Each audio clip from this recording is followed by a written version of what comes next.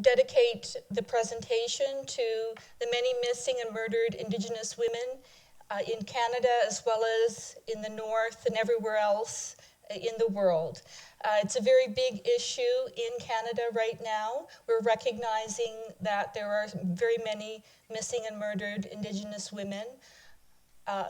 We have documented over 1,000 missing and murdered Indigenous women, and there is now an inquiry, a government inquiry, looking into why and what causes so many of our women to go missing and be murdered in Canada. It's a big issue, and we realize that Indigenous women are very vulnerable and that the system does not protect them.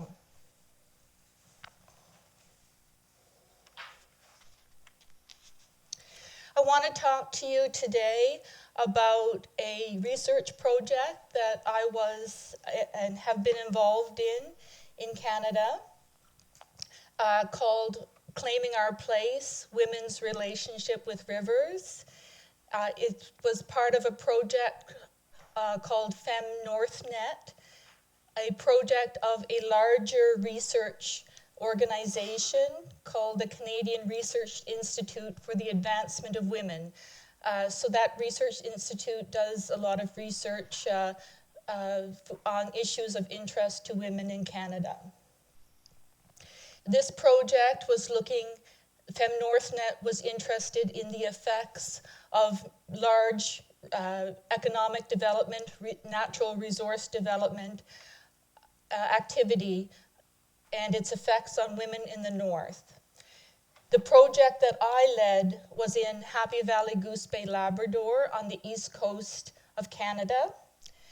And it was a hydroelectric development. The falls that you're looking at there, called Muskrat Falls, is right now being dammed for hydroelectric development.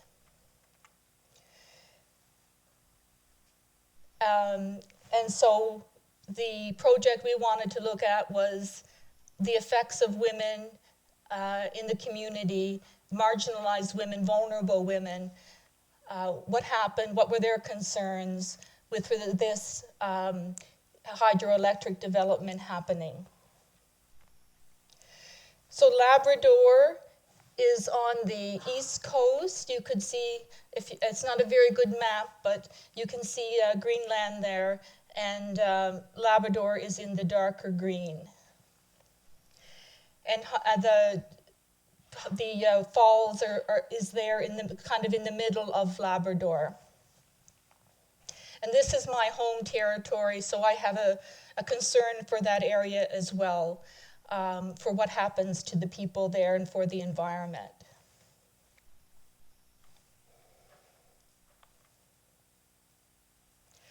What was of concern is when the assessment process, the review process for the project happened, we realized that the voices of local women were missing from the process, so their issues and concerns were not being taken into consideration. There was not a gender analysis in the environmental assessment process. So there was no lens, no perspective around women's issues. So we worked with the Women's Council in Goose Bay, in the community, to put in a report to the panel so that the panel would consider women's issues in the assessment of the project. The panel listened. So the hearings that were held, they listened to our concerns, and they said in their report that there was not enough done to consider what was happening in the community. So what were the social issues already in the community, so that we could monitor the impact of the project on the community. There was not enough information to see what was going to happen once the project started and what kind of impact it was going to have. There was not enough involvement in the community in talking to the community about the project, and there was not enough done to plan for the impact, to prevent the negative effects of the project on the community. So the panel, the commissioners, they really listened to what concerns we had. But the recommendations of the panel were ignored by the government. The government did not listen to the panel.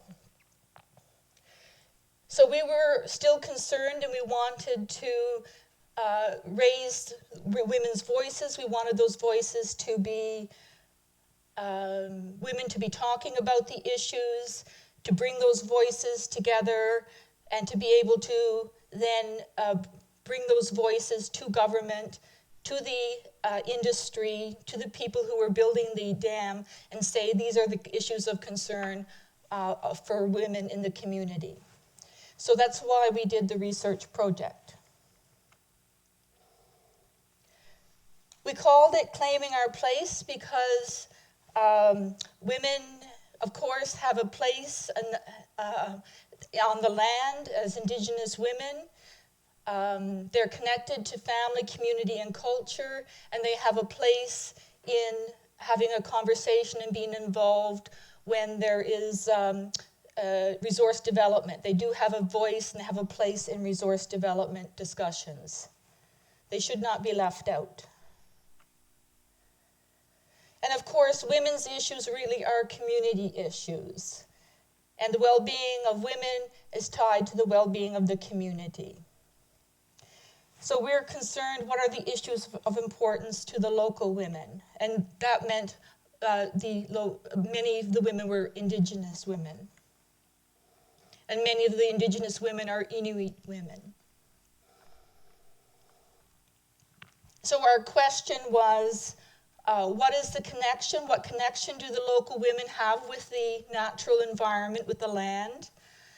And what are the implications to their well-being, to their wellness, given this natural resource development, given the building of the dam? And how could we influence the agenda, the building of the dam as a result? How could we get these issues and concerns raised to the government and to the industry who were building the dam? Not only were we concerned about the building of the dam, but the dam was being built because there was an interest in building mines in the region as well. And the hydroelectricity would help with building the mines.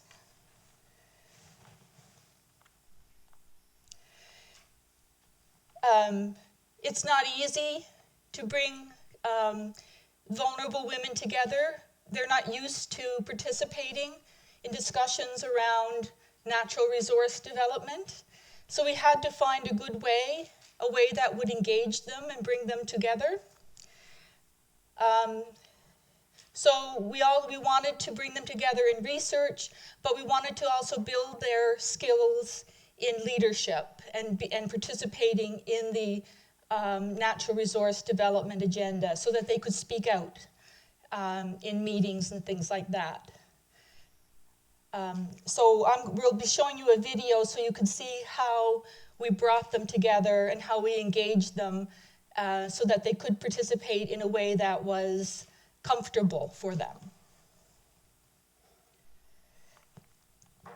The approach we used was, again, a way that we felt was something that they would be comfortable with.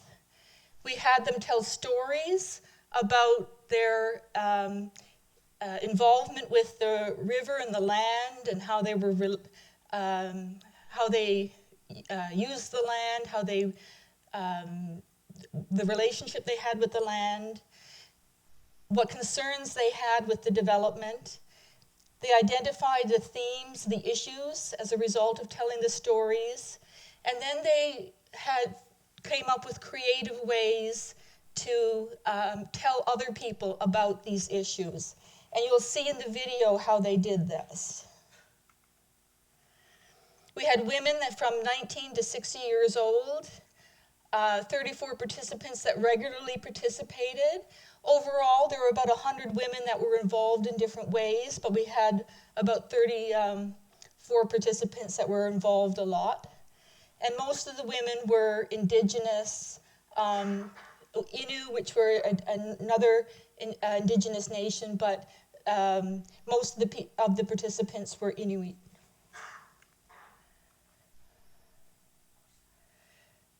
And so they developed leadership and research skills and found ways then to communicate their issues to government and industry.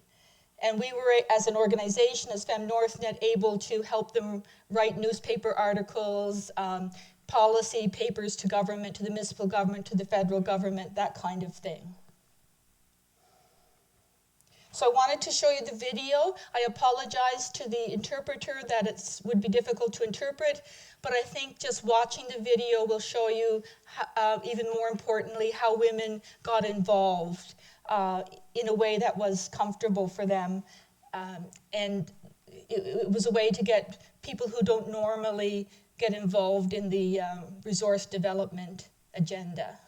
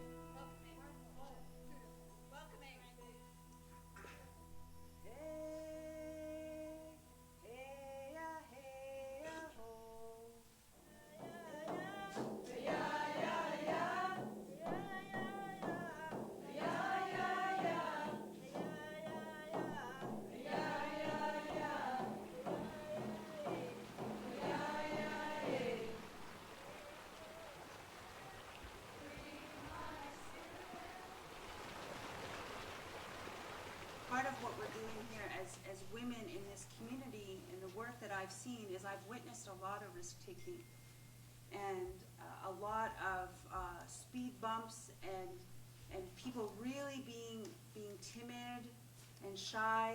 There's a really good a really good sense that things have been like this for a long time.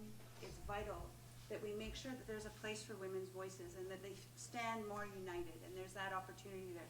It's changing the conversation. It's not about, making anybody feel bad or putting anybody down for having passion and having care and concern for each other and the land. It's about being participants in the conversation. And I think that the ripples that you've created are part of a larger tsunami of awakening. Silence is too high a price to pay for anybody's approval. It will not protect you. Women can meet, voice their opinion, like of how this big development can affect the lands, and not just the river. It just says rivers here because to me, my understanding is it just happened to be the thing of the time. Housing. Strength. Appreciation for the land. Traditional foods. And friends. Influence. Whales and seals. Kindness. Never giving up. Strength. Courage. Understanding. Wisdom. Togetherness. All of us stick together, yes. Findings that we're finding here in Labrador are no different than any other northern community that is experiencing some sort of development. And all those northern communities are also trying to bring the voices of women and looking at the impacts on the community and not just how much growth and prosperity. Because we know with growth and prosperity comes struggles for people who are possibly already struggling. And I think that's the piece that we, as the leaders in this, that we need to continue to bring this forward because women's voices are often left behind. So the fish there represent how industry is connected to people eating that fish.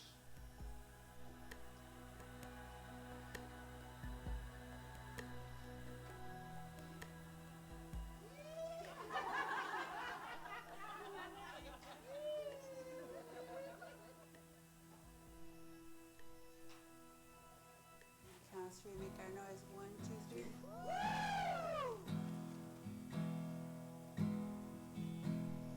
Free my spirit,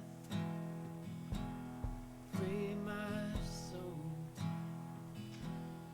free my heart.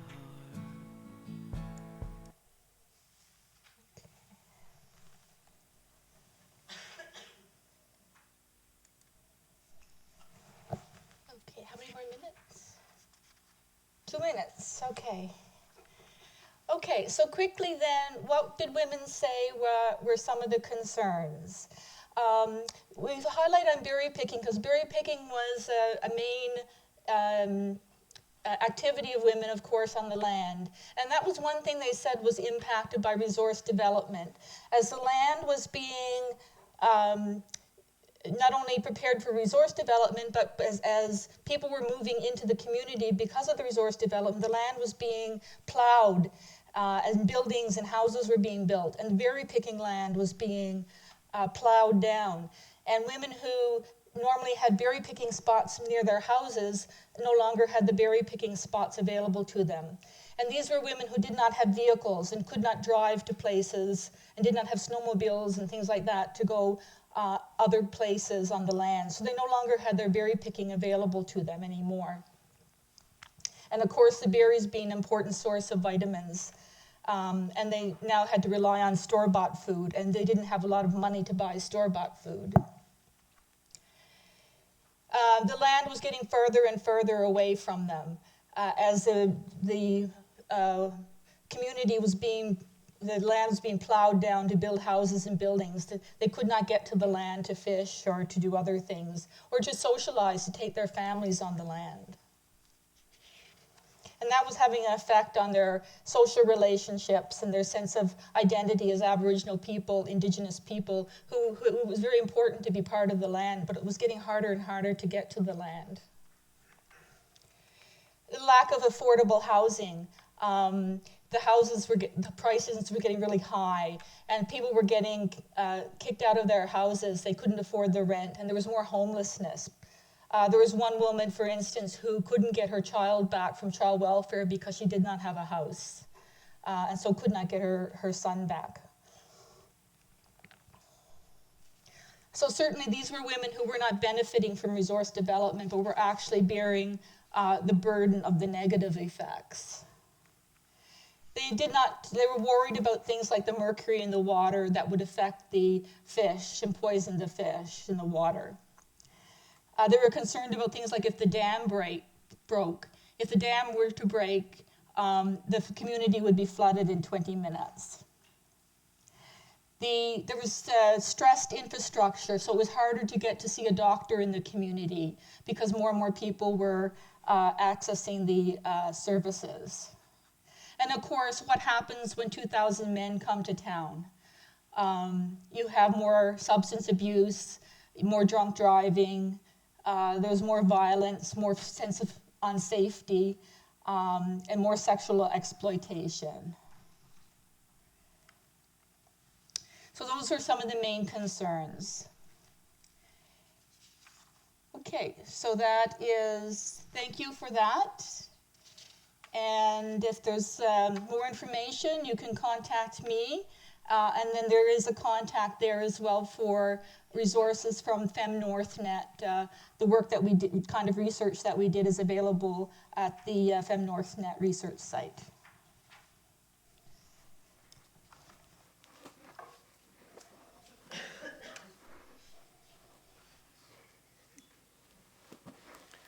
Thank you, Gail, for a very exciting presentation. Super exciting. I have just a connection of questions, just to, if you will bear with me.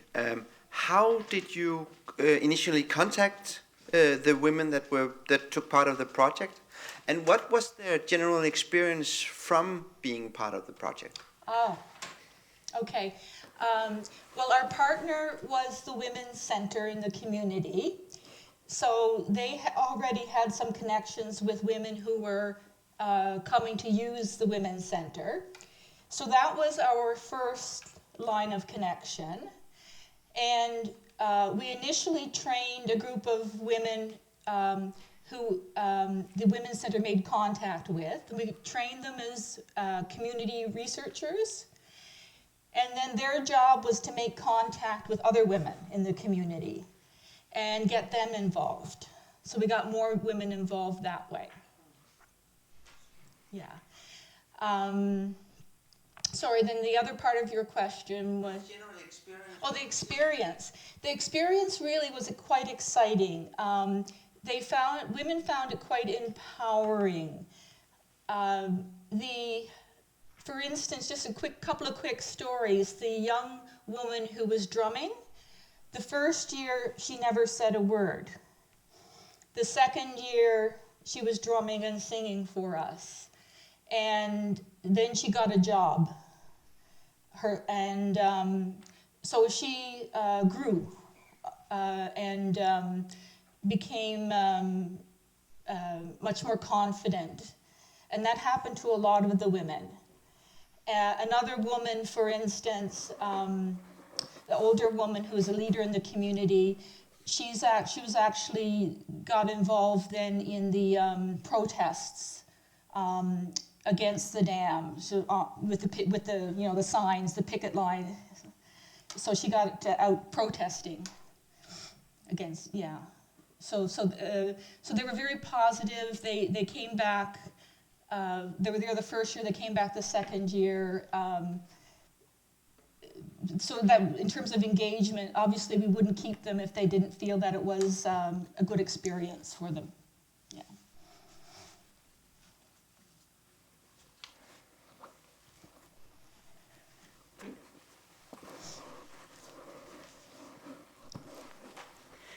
Is the project influencing the government in any way or making awareness? Was it making awareness?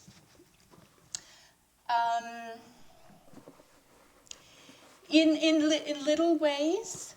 We had, for instance, there was a high-profile election going on when we were doing the project, and one of the parties, the leader of one of the parties, came to our showcase, and the women showed him the work they were doing and talked to him about their concerns. And the socialist, the leader of the Socialist Party, so he was very interested. And later, he had a big policy agenda around violence and things against women. And so maybe we influenced him thinking a little bit, for instance. We also talked to the mayor. We ended up with a meeting with the mayor and the council, and I think we've influenced their thinking a bit on some of the issues they should be paying attention to. So and we've been in the newspapers a bit, and lately, when we were doing this, there was not a lot of happening in the community. Like there was not a lot of people coming together to express their concerns. But more recently there has been. So I think we may have had a little bit of influence, a little bit, yeah.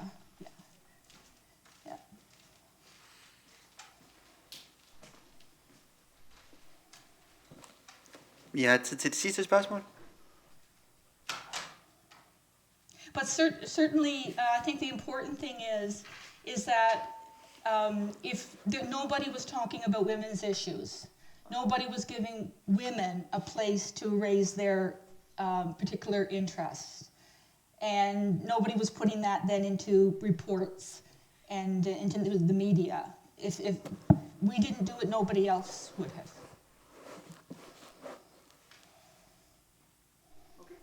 Thank you very much. Thank you.